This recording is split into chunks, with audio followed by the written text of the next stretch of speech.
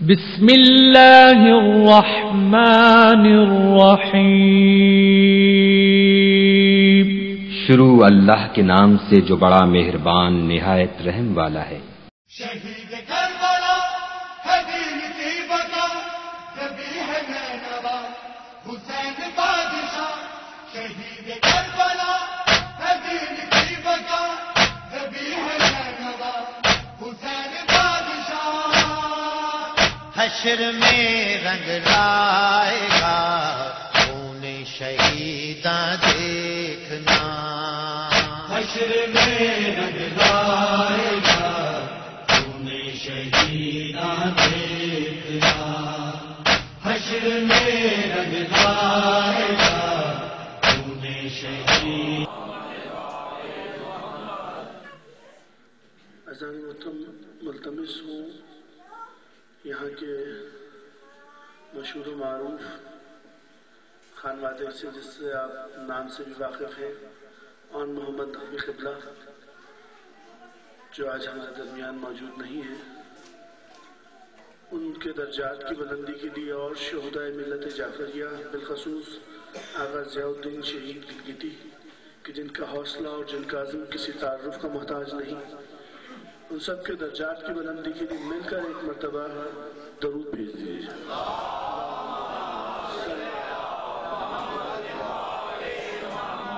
اور یہ ہمارے بھائی اسد، ان کی کل ہی بھانجی کا انتقال ہوا ہے، اس بچی کے درجات کی بلندی کے لیے مل کر ایک مرتبہ سب درود بھیج دیجیے۔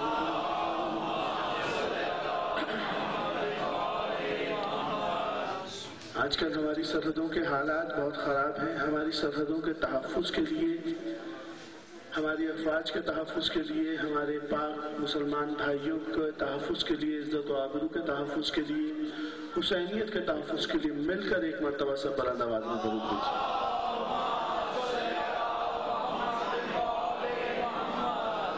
اقبال نقوی صاحب اور دیگر مومنین و مومنات جو بھی جہاں بھی دنیا کی جس گوشے میں عدیل ہیں، ان سب کی صحت و تندرستی اور سلامتی کے لیے ایک مرتبہ درود بھیج دیجیے۔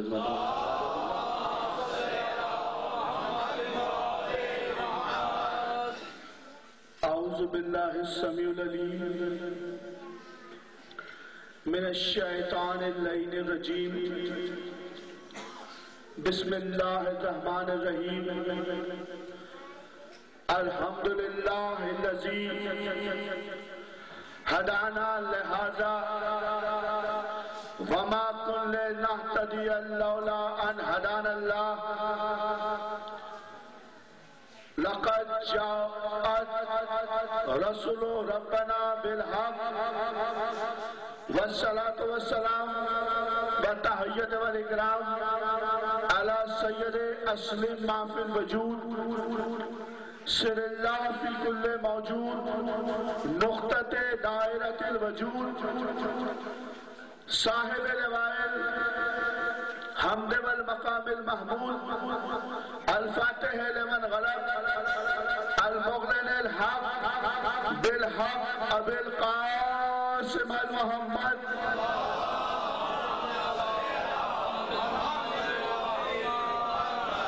وآلہ الطیبین الطاہرین المعصومین المظلومین، ولعنت اللہ علی اعدائہم اجمعین من یومنا ھذا الی یوم الدین۔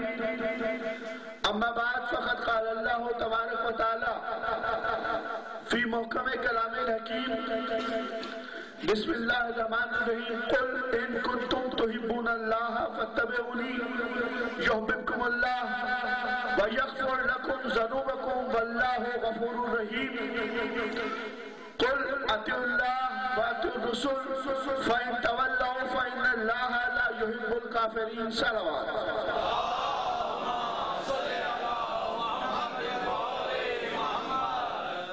اذان محترم، آغاز مجلس کرنے سے پہلے میں دو نام بھول گیا ہوں۔ میرے سامنے میرے بھائی تیمور بیٹھے ہیں، علیل ہیں، ان کی صحت و سلامتی کے لیے مل کر ایک مرتبہ سب درود بھیج دیجئے۔ اور ہمارا ایک مولائی بھائی جو پچھلے سال ہمارے یہاں ہمارے ساتھ موجود تھا، وہ آج ظاہری طور پہ ہمارے ساتھ موجود نہیں ہے، لیکن یہ میرا عقیدہ ہے کہ وہ یہاں ضرور موجود ہوگا۔ کامران مرزا، ان کے درجات کی بلندی کے لیے مل کر سب درود بھیج دیجیے.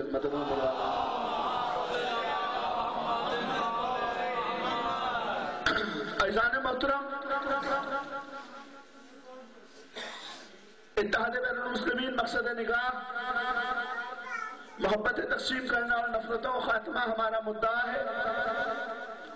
اور اب تک جو 4 دنوں میں ہم نے آپ کے سامنے کچھ معروضات پیش کیے، ان کا مدعا، مقصد اور محاصل یہ ہے کہ اسلام نام ہے علم کا. درود بھیجیے محمد والا.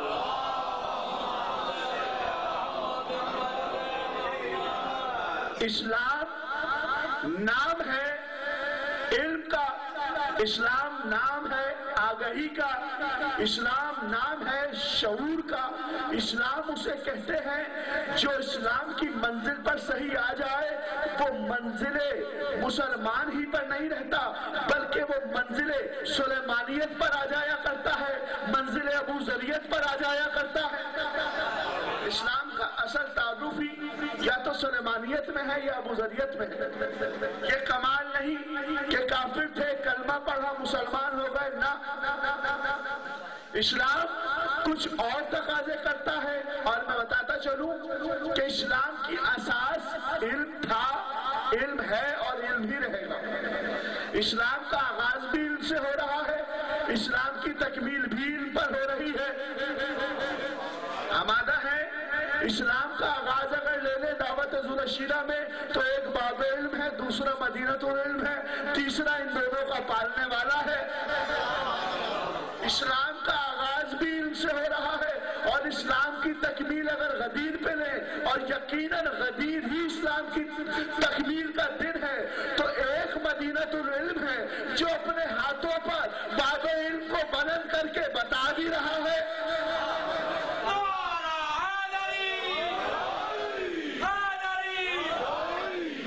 دیکھیں عزیزان محترم، ایک بات بتاتے چلوں کہ آج ذرا سا موسم خراب ہے، موسم کی لطافتیں کچھ بگڑی ہوئی ہیں، لیکن خدا کی قسم مجھے رشک آتا ہے ان بزرگوں اور جوانوں کی بات نہیں کر رہا کہ یہ بزرگ سیرت جناب سلمان فارسی پر عمل کرتے ہوئے موسم کے مزاج کو آئینہ دکھاتے ہوئے آ رہے ہیں کہ دیکھو جو موسم کے تحت آ جائے وہ حسین نہیں ہوتا، جو موسم سے خراج وصول کرے اسے حسین کہتے ہیں.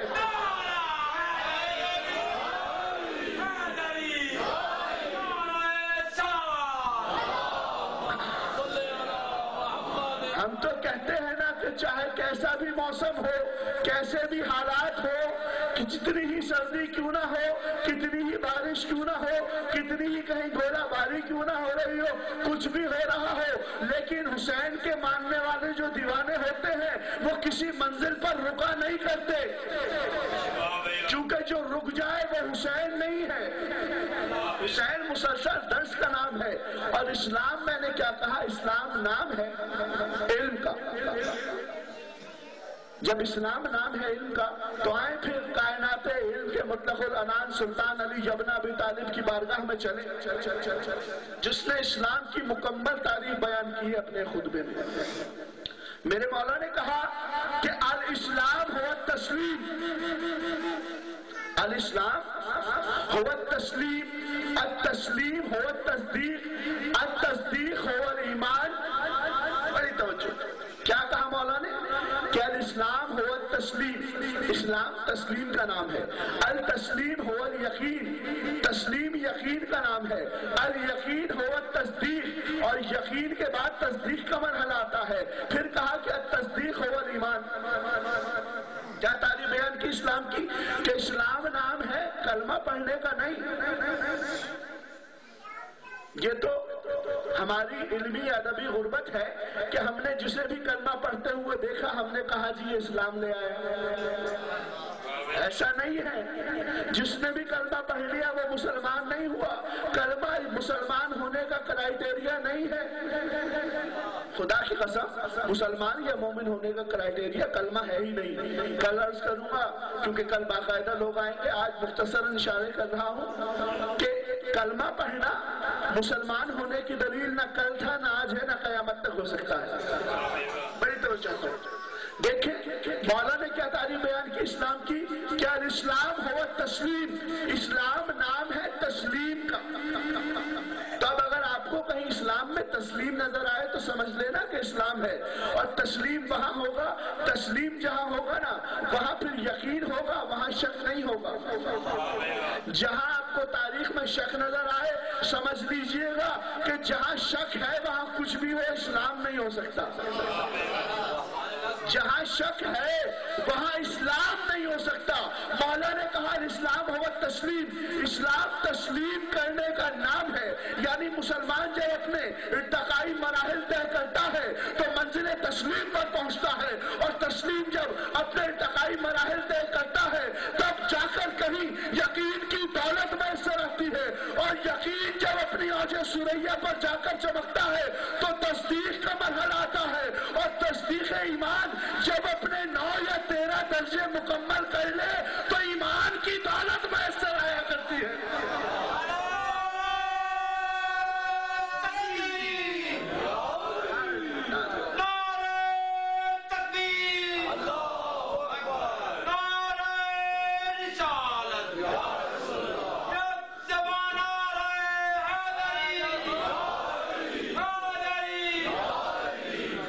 ٹھنڈا نعرہ نہیں چاہیے بھائی، سردی باہر ہو رہی ہے آپ کے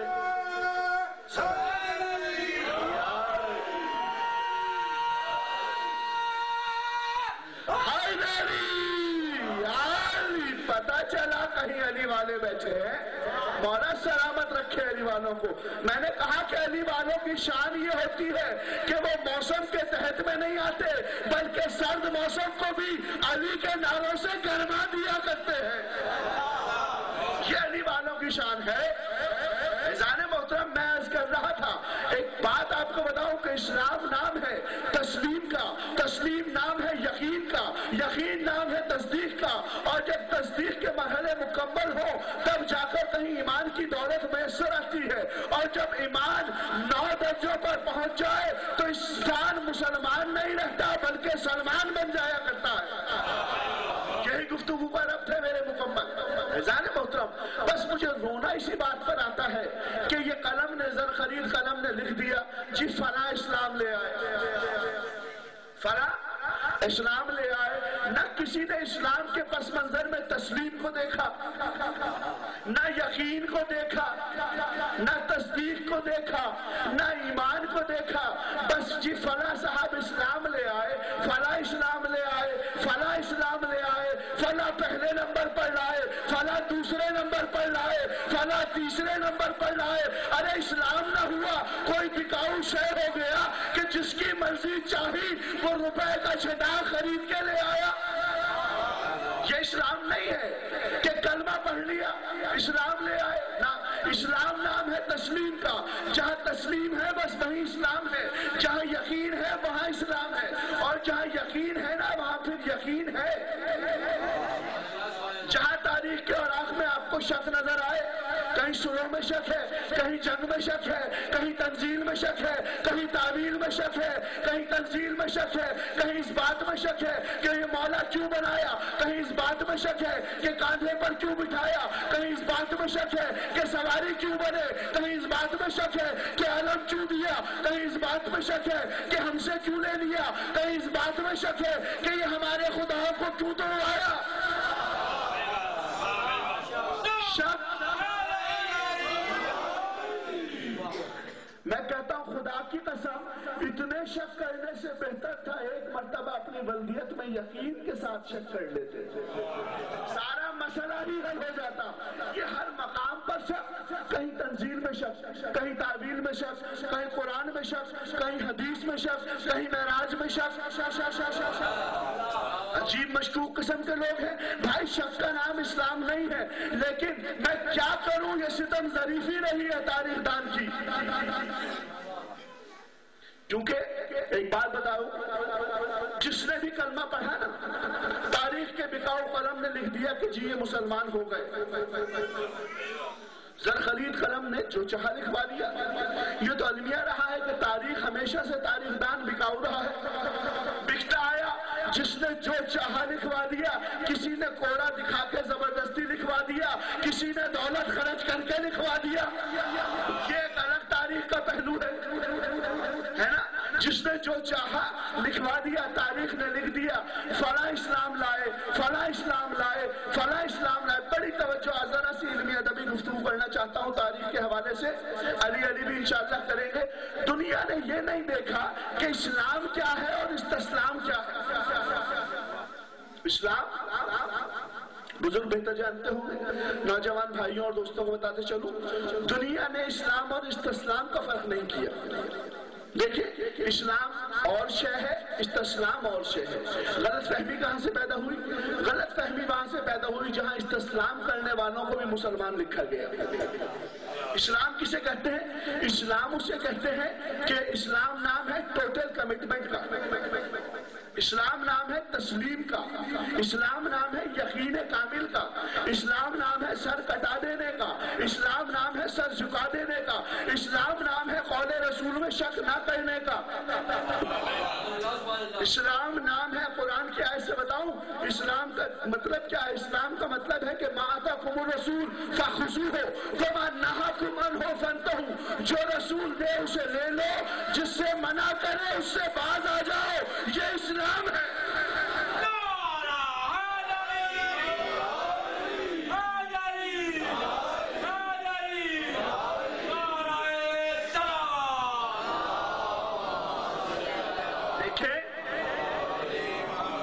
اسلام کیا ہے؟ اسلام نام ہے ٹوٹل کمٹمنٹ کا، جس میں کوئی کنڈیشن نہ ہو، انکنڈیشنل سلینڈر کا نام ہے اسلام۔ سر جھکا دینا، گردن کٹا دینا، یہ ہے اسلام۔ اور استسلام کیا ہے؟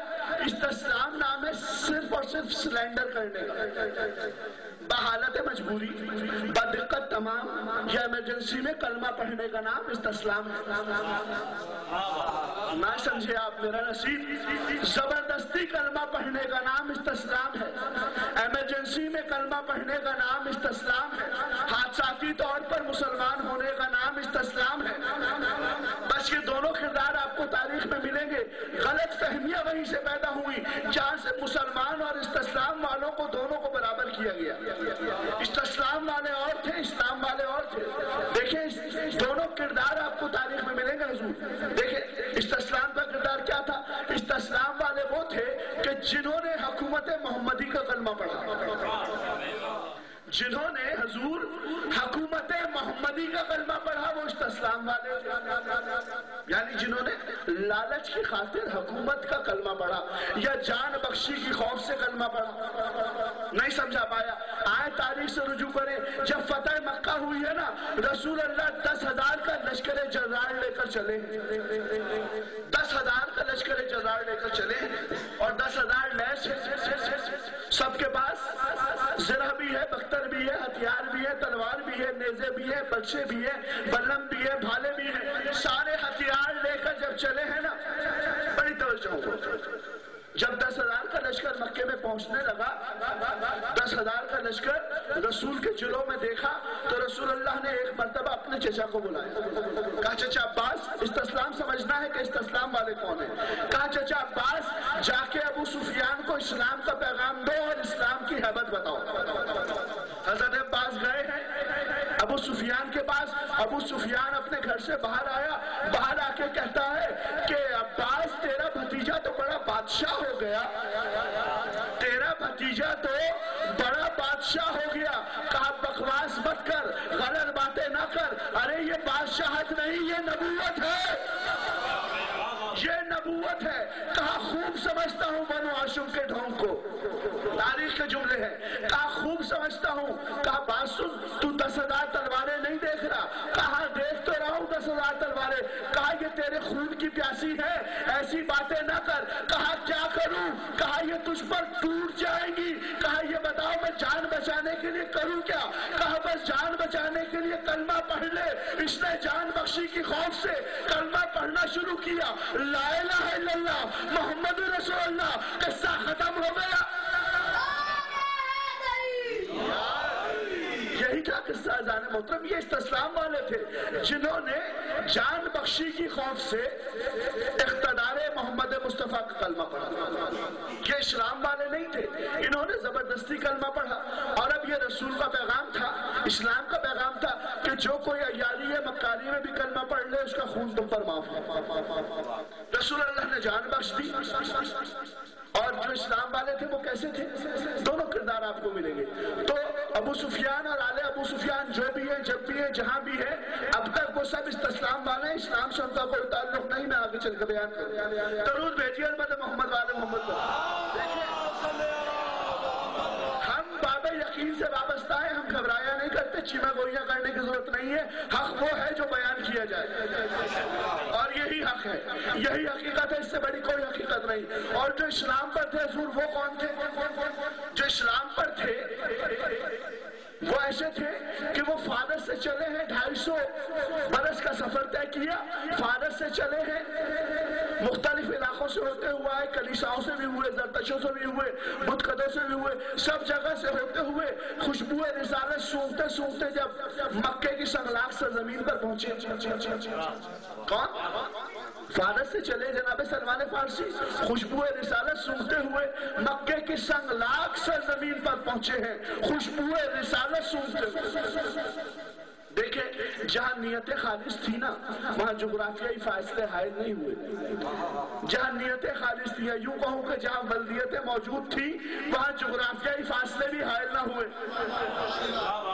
شاید کوئی سمجھے میرے ان جملوں کو۔ پہنچے ہیں مکے کی سرزمین پر، اور مکے کی سرزمین پر پہنچنے کے بعد جناب سلمان فارسی نے وہاں بیٹھے ہوئے چند تازہ تازہ مسلمانوں کو دیکھا، سب کو دیکھ کر کہا کہ میں فارس سے آ رہا ہوں، بڑا طویل سفر طے کر کے آ رہا ہوں، خوشبو رسالت سونگتا ہوا، مجھے اتنا بتا دو کیا تم رسول کے ماننے والے ہو؟ سب نے کہا بے شک ہم رسول کے ماننے والے ہیں۔ کہا کس رسول کا کلمہ پڑھتے ہو؟ سب نے کہا ہم کلمہ پڑھتے ہیں، اشہد ان لا الہ الا اللہ و اشہد ان محمد رسول اللہ۔ کہا بہت اچھی بات ہے، میں بھی اسی رسول کی خوشبو سونگتا سونگتا فارس سے یہاں تک آیا ہوں، میں مکے پہنچ گیا ہوں، کیا تم مکے میں مجھے میرے محمد کا گھر بتاؤ گے؟ بڑی توجہ چاہتا ہوں آپ کی، کیا تم مکے میں مجھے میرے محمد کا گھر بتاؤ گے؟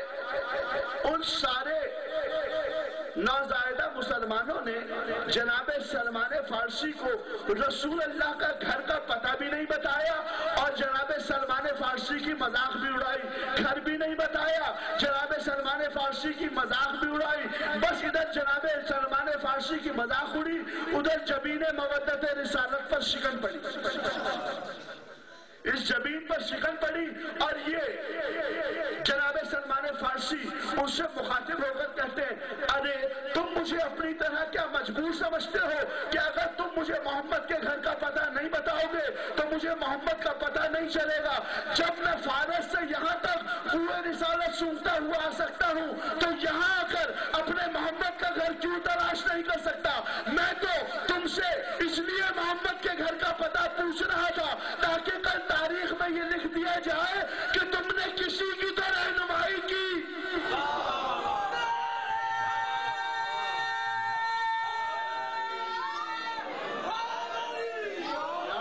مولا سلامت رکھے۔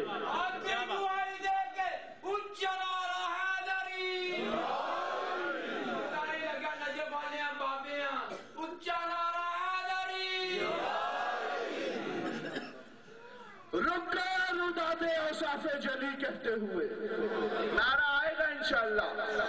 رک گیا روداد اوصاف جلی کہتے ہوئے، کیوں جھجکتا ہے اولی کو تو ولی کہتے ہوئے، جب سے مولا کل۔ اب دیکھنا ہے جو مولا کل سمجھتا ہے وہ نعرہ ایسا لگائے گا کہ پنڈی کے در دیوار یاد رکھیں گے۔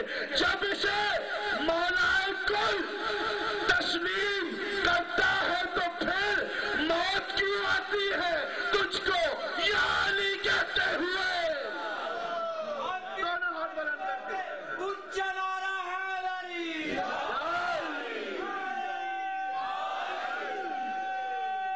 مل کے جواب دیجیے گا، دونوں ہاتھ بلند کرتے میرے بھائی۔ یا علی رک گیا روداد اوصاف جلی کہتے ہوئے، کیوں جھجکتا ہے ولی کو تو ولی کہتے ہوئے، جب اسے مولائے کل تسلیم کرتا ہے تو پھر موت کیوں آتی ہے؟ موت کیوں آتی ہے تجھ کو یا علی کہتے ہوئے؟ اذان محترم، یہ وہ منزل ہے کہ جہاں فارس سے آنے والے ایک شخص کے سر پر رسول نے منا اہل البیت کا تاج رکھا، اور یہ تاج جو جناب سلمان فارسی کے سر پر ہے، خدا کی قسم رسول کے 1 لاکھ سے زیادہ صحابی ہیں، کسی کے سر پہ یہ تاج نہیں ہے۔ کیوں؟ نمازیں اور بھی صحابی بھی پڑھتے تھے، سلمان بھی پڑھتے تھے، یہ تاج کیوں رکھا گیا؟ اگر سلمان زکوٰۃ دیتے تھے تو اور صحابی بھی زکوٰۃ دیتے تھے، سلمان نے جہاد کیا تو اور صحابیوں نے بھی جہاد کیا، سلمان رزم و بزم رسالت میں رہتے تھے تو اور صحابی بھی رزم و بزم رسالت میں رہتے تھے، لیکن یہ شرف صرف سلمان کو حاصل کیوں ہوا؟ سلمان نے اگر اقتداء پیغمبر میں نمازیں پڑھی حضور، تو اور صحابہ کرام رضوان اللہ علیہم نے بھی اقتداء پیغمبر میں نمازیں پڑھی۔ یہ فضیلت صرف سلمان کے لیے کیوں؟ یہ فضیلت صرف سلمان کو ملی کہ سلمان اہل بیت ملنے کی منزلت پر فائز اور کسی منزل پر نہیں، اور کوئی صحابی کیوں نہیں ملتا؟ تو پتہ یہ چلا کہ سلمان نماز، روزہ، حج، زکوٰۃ کرنے کی وجہ سے منیت کی منزل پر نہیں آئے، بلکہ سلمان نے ایسی عبادت مودت جاری کی تھی کہ وہ ایسی عبادت مودت تھی کہ وہ عبادت اللہ کو اتنی پسند آئی کہ جب سلمان نے در زہرا پر اپنی داڑھی سے جھاڑو دی تو اللہ نے کہا کہ میری مرضی نبی میں تجھے دے رہا ہوں، اور آج میری طرف سے یہ اعلان کر دے کہ جو خلوص نیت کے ساتھ در زہرا پر آ جائے وہ منیت کا حقدار ہوا کرتا ہے۔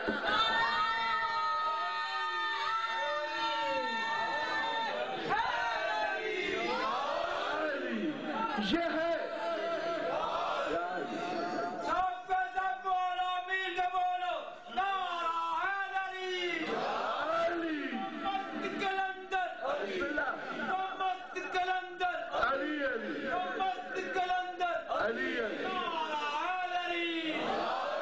مولا سلامت رکھے یاری مدد کہنے والوں کو۔ اذان محترم، تو پتہ کیا چلا کہ اسلام کلمہ پڑھنے کا نام نہیں، بزم رسول میں بیٹھنے کا نام مسلمان نہیں، بزم رسول میں بیٹھنے والے سب صاحب اسلام نہیں ہو سکتے، لیکن جو خلوص نیت کے ساتھ در زہرا پر آ جائے وہ مسلمان کامل ہوا کرتا ہے۔ خدا کی قسم بزم رسول میں بیٹھنے والے سب مسلمان نہیں، اگر بزم رسالت میں بیٹھنے والے سب صاحب ایمان ہوتے، سب مسلمان ہوتے، بڑی توجہ چاہتا ہوں تو قرآن کبھی پڑھ کے یہ نہ کہتا وَمِنَ النَّاسِ مَن يَقُولُ آمَنَّا بِاللَّهِ وَبِالْيَوْمِ الْآخِرِ وَمَا هُمْ بِمُؤْمِنِينَ۔ میرے حبیب جو تیری بزم میں آ کر بیٹھتے ہیں اور کہتے ہیں ہم اللہ پر بھی ایمان لائے، رسول پر بھی ایمان لائے، یوم آخرت پر بھی ایمان لائے، اللہ کہہ رہے وَمَا هُمْ بِمُؤْمِنِينَ، یہ کلمہ پڑھنے والے مومن نہیں۔ قرآن کی آیت ہے، کوئی ابو ہریرہ کی روایت پیش نہیں کی، قرآن کی آیت ہے بھائی۔ سورہ بقرہ میں ارشاد ہوا کہ جنہوں نے کلمہ پڑھا، یوم آخرت پر ایمان لائے، رسول پر ایمان لائے، وہ سب مومن نہیں۔ تو پتہ یہ چلا کہ بزم رسالت میں بیٹھنے والے سب مومن نہیں ہوا کرتے، ان میں مومن بھی ہو سکتے ہیں، منافق بھی ہو سکتے ہیں۔ جو بزم رسالت میں بیٹھتے تھے سب مومن نہیں تھے، مومن بھی تھے، منافق بھی تھے، ہر قسم کے لوگ تھے نا۔ تو سورہ منافقون کوئی کافروں کے لیے تو نہیں آیا تھا، کوئی ابو لہب کے لیے تو نہیں آیا تھا، کوئی ابو جہل کے لیے نہیں آیا، اتباع طیبہ کے لیے نہیں آیا، بلکہ سورہ منافقون تو بزم رسالت میں بیٹھنے والوں کے لیے آیا، اقتداء پیغمبر میں نمازیں پڑھنے والوں کے لیے آیا۔ جملہ کہہ جاؤں، سورہ منافقون کلمہ پڑھنے والوں کے لیے آیا۔ یہی ہے نا، آؤ میرے جد سرکار ابو طالب علیہ السلام پر یہی الزام لگاتے ہو نا کہ سرکار ابو طالب نے کلمہ نہیں پڑھا۔ میں کہوں سرکار ابو طالب بہت اچھا ہوا کہ آپ نے ان مسلمانوں جیسا کلمہ نہیں پڑھا جو کلمہ پڑھنے کے بعد بھی سورہ منافقون کی زد میں آ رہے ہیں۔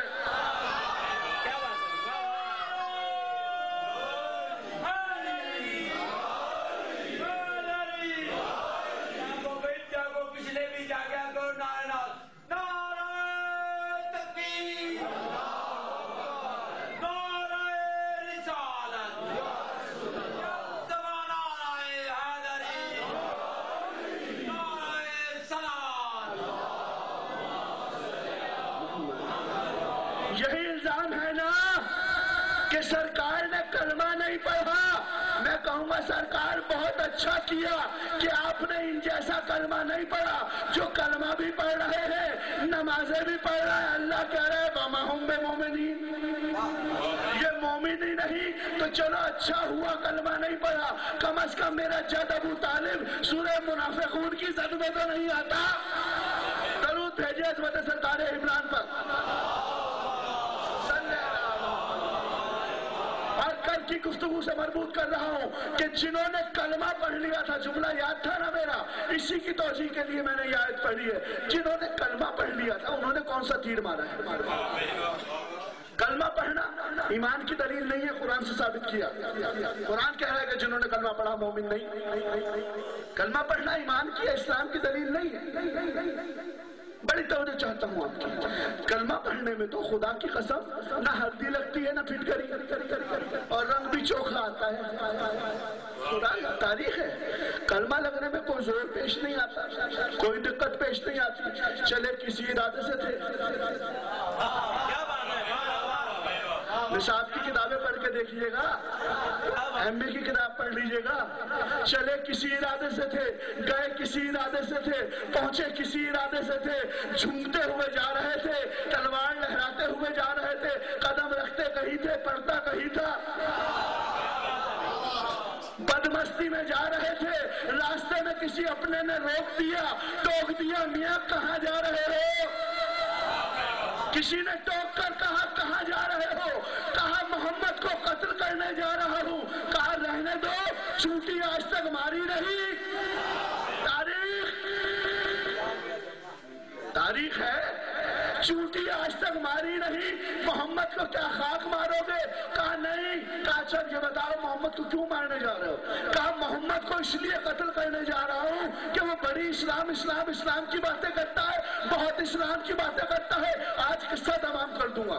تو ان صاحب نے جنہوں نے ٹوکا تھا یہ کہا کہ ارے اسلام کی باتیں محمد کرتا ہے، اسے مارنے جا رہا ہے، پہلے گھر کی خبر تو لو، پہلے گھر کی خبر لو، تمہارے تو گھر میں اسلام پہنچ گیا، اب گھر کی باتیں ہم ممبر پہ نہیں کیا کرتے، یہ ہماری اعلیٰ ظرفی ہے، نہیں کرتے کہ کسے مارا کسے پیٹا کیا ہوا، بس چلے ہیں تلوار لہراتے ہوئے چلے، بزم رسالت میں پہنچے، رسول اللہ کے دائیں جانب حضرت امیر حمزہ ہیں۔ امیر حمزہ کون؟ سید عرب، جن کے بارے میں کہا جاتا تھا کہ وہ تنہا شیر کا شکار کر لیا کرتے تھے، وہ سید کہنا ہے۔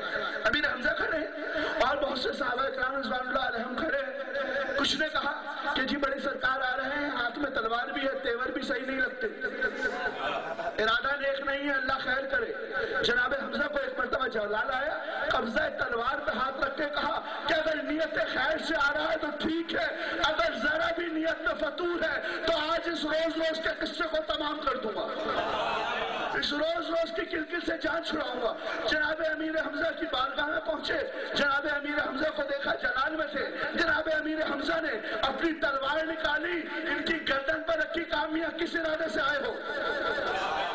کس ارادے سے آئے ہو؟ فوراً اپنی تلوار پیچھے چھپا لی، پیچھے تاریخ ہے، اپنی تلوار پیچھے داغوں میں چھپائی، کہا وہ تو میں تو کلمہ پڑھنا۔ کیا بات ہے بھائی کیوں آئے ہو؟ کہا کلمہ پڑھنے آیا تھا، کلمہ پڑھنے آیا تھا، مٹھائیاں بن گئی، شیریاں تقسیم ہو گئی، جی کلمہ پڑھ لیا، نہ زور لگا، نہ ہلدی لگی، نہ پھٹکری لگی، رنگ بھی چوکھا آ گیا۔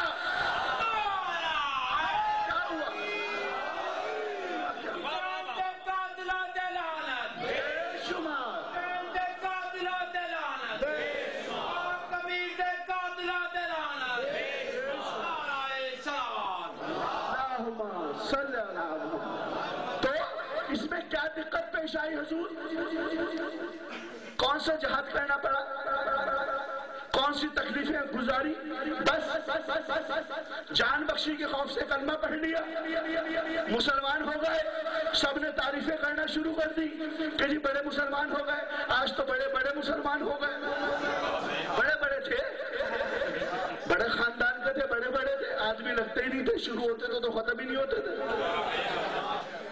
درمیانے قسم کے لوگ تو تھے نہیں نا، تو عام لوگ ہوتے ہیں، ہم آپ جیسے درمیانے قد و کاٹ کی 4, 5, 6 فٹ زیادہ یہی قد ہوتا ہے درمیانہ. عجیب تھے, ایک اونٹ سالم ہضم کر جانے والے.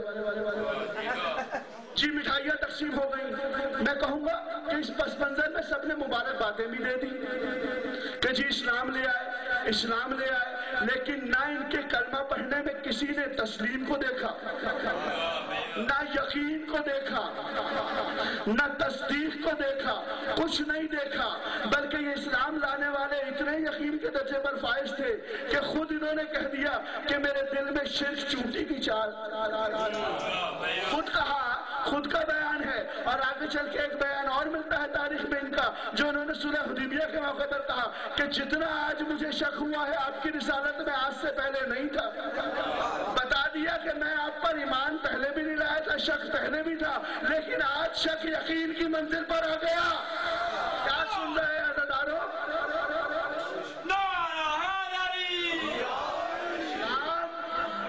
اسلام راس آیا ہے ایسے لوگوں کو.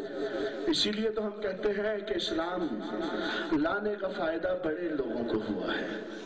انقلاب اسلام برپا ہوا تو ایسے کیسے ہو گئے ہیں, اور کیسے ایسے ہو گئے. لیکن ابو طالب علیہ السلام نے اسلام کی نصرت کا پورا حق ادا کیا. لوگوں نے تو خوشیاں منائی ہیں مسلمان ہونے کی. ابو طالب نے اسلام کا حق پتہ کس طرح ادا کیا. کہیں اپنی قربانی دے کر اسلام کو بچایا, کہیں اپنی آل اولاد کی قربانی دے کر اسلام کو بچایا, کہیں علی کی قربانی دے کر اسلام کو بچایا, کہیں حسن کی لاش کے ٹکڑوں کے, کہیں حسن کے کلیجے کے ٹکڑوں کی صورت میں اسلام کو بچایا. اور عزیزانو, آج تو قیامت کی شب ہے.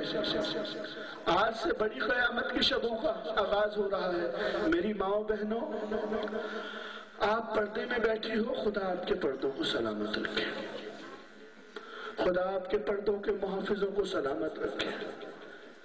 یتیم ہوں, سید زادہ ہوں, آپ کو دعائیں دے رہا ہوں. میری ماؤں بہنوں, تم اس مجلسوں کی رونق ہو, خدا تمہارے پردے سلامت رکھے, لیکن رو ایسے جیسے زینب اجڑی ہے. زینب کے 2 ہی تو بچے تھے. رو, دل کھول کے رو, ایسے رو جیسے زینب عالیہ چاہتی ہے. خدا کی قسم, ان بچوں کو دل کھول کے پرسہ دینا, بہت زیادہ پرسہ دینا, شرم نہ کرنا. ان بچوں کا رونے میں کوئی شرم نہ کرنا, کیونکہ یہ وہ بچے ہیں جن پر زینب نہیں روئی. ان بچوں کا ماتم زینب نے نہیں کیا. مظلوم, جملہ سنو گے میرا.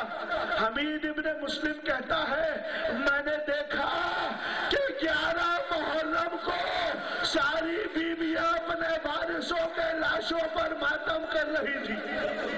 ہر بیوی اپنے وارث کے لاشے پر ماتم کر رہی تھی, لیکن 2 لاشیں ایسے تھے جن پر کوئی ماتم کرنے والا نہیں تھا. ماتم کرو عزادارو, سر پیٹ لو, سینہ پیٹ لو, آپ پر رونے کی کوئی پابندی نہیں ہے عزادارو. حمید ہاتھوں کو جوڑ کر مولا کے پاس آیا, مولا سجاد کے پاس آیا, سجاد کو سلام کیا. سجاد نے ہتھکڑیوں والا ہاتھ اٹھا کر حمید کے سلام کا جواب دیا. حمید ہاتھوں کو جوڑ کر کہتا ہے, مولا یہ 2 بچے جو یہاں ہیں, کیا ان کا کوئی وارث نہیں؟ کیا ان کی ماں مر گئی؟ مولا, کیا ان کی ماں مر گئی؟ میرے مولا سجاد حمید کے منہ پر ہاتھ رکھ کے کہتے ہیں کہ بھائی حمید ابن مسلم, حمید ایسی باتیں نہ کر, اللہ سلامت رکھے. ان بچوں کی ماں میری پھوپھی زینب ہے. کہا سوال کیوں کیا تھا؟ کہا میں سوال اس لیے کیا تھا کہ ہر ایک کے لاشے پر کوئی نہ کوئی رو رہا ہے, لیکن آنو محمد کے لاشوں پر کوئی رونے والا نہیں. کہا میری پھوپھی نے کہا تھا کہ سب رنج و عالم صبر کے میزان میں تلیں گے, یہ بال تو بھیا تیرے لاش کھلیں گے. بھیا اپنے بچوں کا ماتم نہیں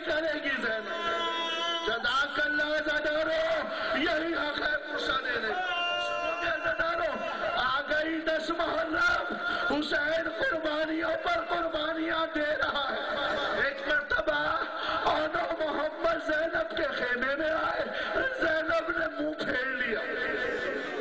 عزادارو، میری شہزادی زینب نے منہ پھیر لیا۔ دونوں بچے لرز کے رہ گئے، اماں کوئی غلطی ہو گئی، اماں ہم سے منہ کیوں پھیرا؟ سنو گے، میری شہزادی زینب کہتی ہے بچوں یاد رکھو علی کی بیٹی ہوں، یاد رکھو علی کی بیٹی ہوں، تم نے مجھے بڑا خوش کیا۔ بچوں نے کہا اماں کیا غلطی ہو گئی؟ کہا دیکھو صبح سے قربانیاں ہو رہی ہیں اور تم اب تک سلامت ہو، یاد رکھو اگر تمہاری زندگی میں اکبر کے ایک زخم آ گیا میں دودھ نہیں بخشوں گی، میں دودھ نہیں۔ جزاک اللہ زادارو، یہی حق ہے نا پرسہ دینے کا۔ قیامت کی راتیں آ رہی ہیں، صرف 4 راتوں کا مہمان رہ گیا تمہارا مولا۔ 4 راتوں کے بعد نہ خانوں میں فرش ہوگا، نہ روشنیاں ہوگی، دل بھر کے پرسہ دے لو۔ زینب کے موقع دونوں بچے ہاتھوں کو جوڑ کر کہتے ہیں اماں ہم بڑے امو کے پاس بھی گئے تھے، چھوٹے ماموں کے پاس بھی گئے تھے، اماں کوئی ہمیں جنگ کی اجازت نہیں دیتا۔ سنو گے، جناب زینب عالیہ دونوں بچوں کو اپنے ساتھ لے کر گئی، بھائی حسین کے خیمے میں آئی، کہا بھیا کوئی غلطی ہو گئی مجھ سے۔ امام مسجد سے کھڑے ہوئے، کہا بہن زینب کیسی باتیں کریں، بھیا میری قربانی قبول کیوں نہیں کرتے، میرے بچوں کو اجازت کیوں نہیں دیتے، میرے بچوں کو کہا تیری ضعیفی کا سہارا بنیں گے، کہا نہیں مجھے اکبر سے زیادہ پیارے نہیں، میرے اکبر کی جوانی سلامت رہے اور نہ محمد رہے نہ رہے۔ عزاداروں، دونوں بچوں کو ایک مرتبہ اجازت مل گئی۔ جملہ سن لینا، بڑے اطمینان سے جملہ پڑھوں گا۔ مجھے نہیں پتا کہ ان بچوں کا کیا سن تھا، یہ کتنے چھوٹے شہزادے تھے۔ آن کو عباس مولا نے سواری پر سوار کیا، محمد کو علی اکبر نے سواری پر سوار کیا۔ جب دونوں شہزادے سواریوں پر سوار ہو گئے تو ان کے پاؤں رکابوں تک نہیں پہنچتے تھے، رکابوں تک شہزادوں کے پاؤں نہیں پہنچتے تھے۔ دوہری شجاعتوں کے بھی وارث تھے، نانا کی طرف سے بھی شجاعت کے وارث تھے، دادا کی طرف سے بھی شجاعت کے وارث تھے۔ ایک مرتبہ دونوں بچوں نے آپس میں مشورہ کیا، کہا بھیا میں میمنے پر حملہ کرتا ہوں، تم میسرے پر حملہ کرنا۔ جملہ سن لینا، علی کے شیروں نے حملہ کیا۔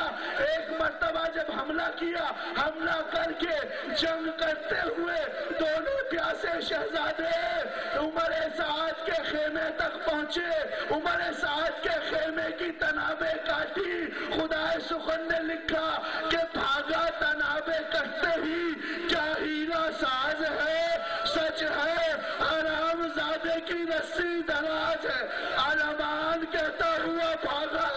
دونوں بچوں نے ایک مرتبہ کربلا کے رن کا منظر پلٹ دیا۔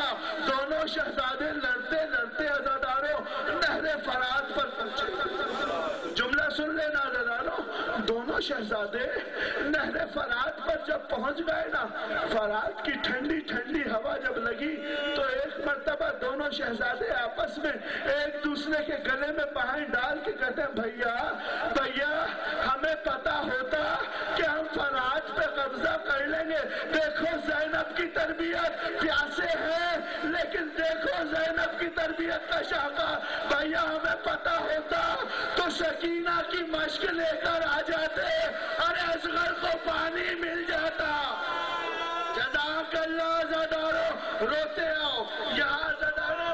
ساری بیویوں نے ایک مرتبہ جناب زینب کے خیمے کا رخ کیا، شہزادی کے خیمے میں آ کے ساری بیویوں نے کہا زینب مبارک ہو، تیرے بچوں نے فرات پہ قبضہ کر لیا۔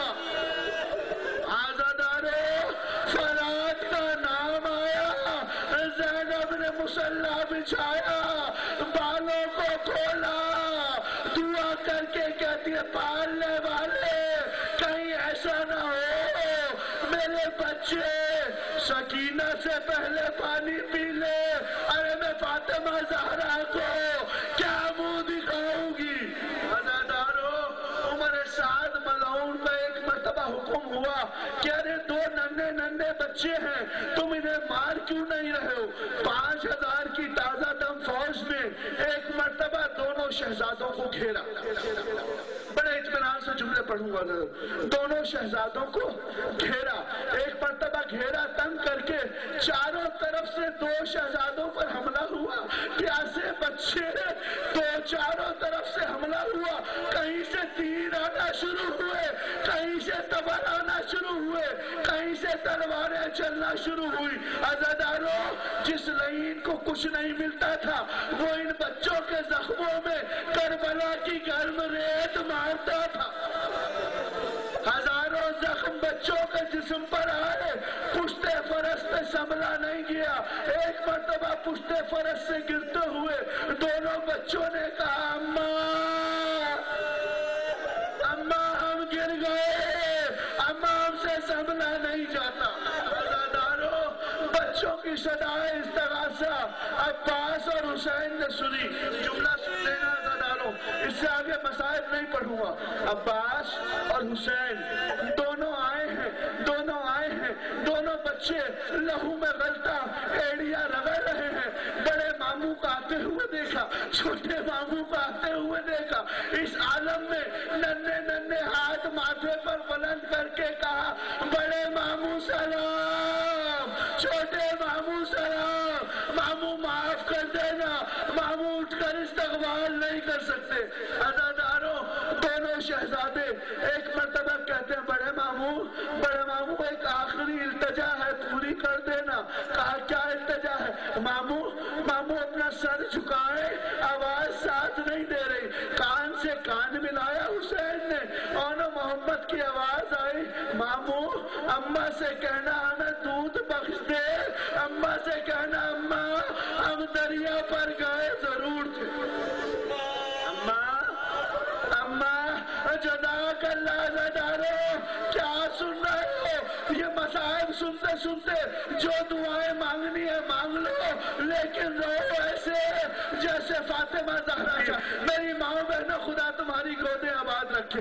کہا اماں سے کہنا ہم فرات پر گئے ضرور تھے لیکن ہم نے پانی نہیں پیا. عزادارو دونوں بچوں کو لے کر ایک مرتبہ امام حسین خیمے میں آئے.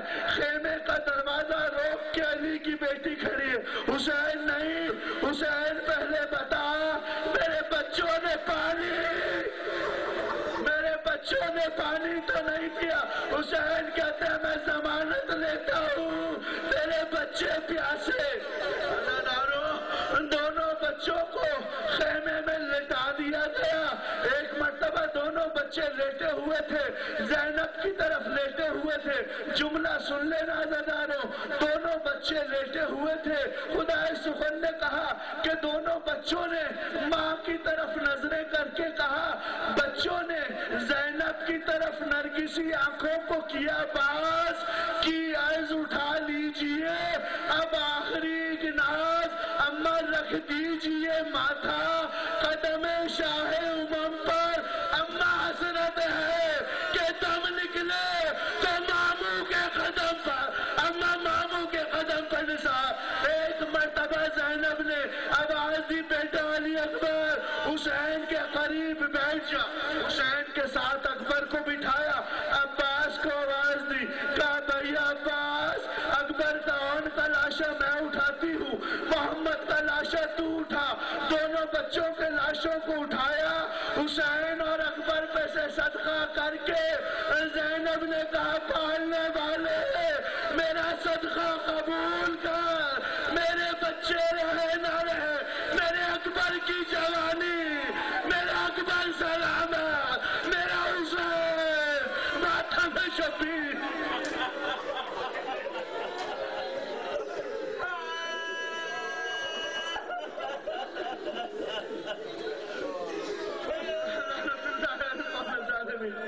پالنے والے ہماری اس قلیل عبادت کو شرط قبولیت عطا فرما.